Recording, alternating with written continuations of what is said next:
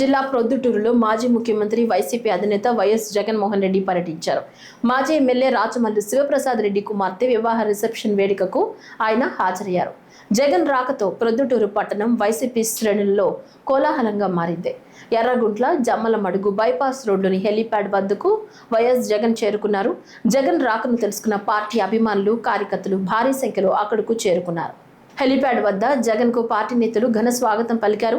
జై జగన్, జోహార్ వైఎస్ఆర్ అంటూ కార్యకర్తల నినాదాలతో ఆ ప్రాంతం హోరెత్తిపోయింది.